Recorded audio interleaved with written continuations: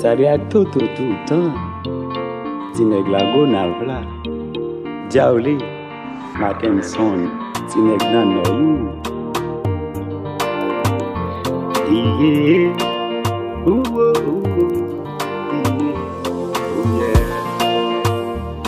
Gade ki jan mwen santi regrete. Le mwen san Jésus mwen pral enterre. Gade ki jan komanse maltrete. Pa gen person zanmi ki pou ede. Si mwen te kare tourne sou la terre. En vérité mwen ta fon bon pasteur. Mwen ta vin prêcher yon bon l'évangile. Mwen ta mande pour tout moun repenti. Mwen te pran tout plaisir mwen nan bambon. Pa jam panse se ta bien la mort. Mwen te pran tout feeling mwen nan pran dwo. Gade kounya mwen santi gen remords. C'est Jésus qui ka sauvé dans la mort. Dis c'est Jésus, pas de repentir, pas besoin encore.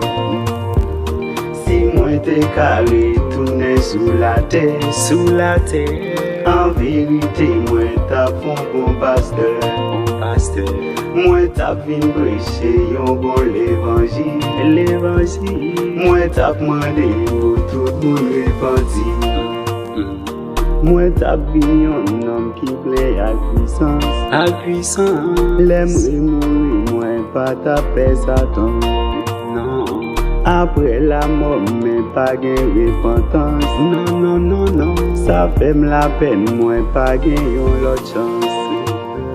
Ça derrière yo pas kon ça gen ici. Yo pas connaît non. C'est ça fait yo pas vivre seul pour Jésus.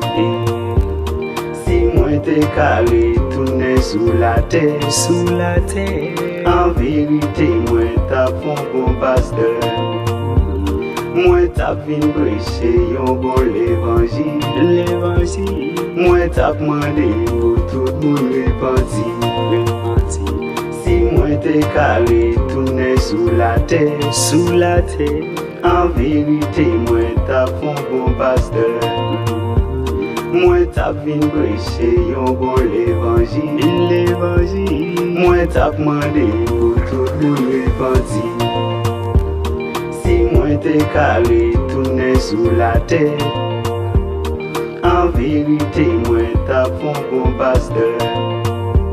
Moi ta vin prêcher yon bon l'évangile. Moi ta demandé pour tout le monde repenti.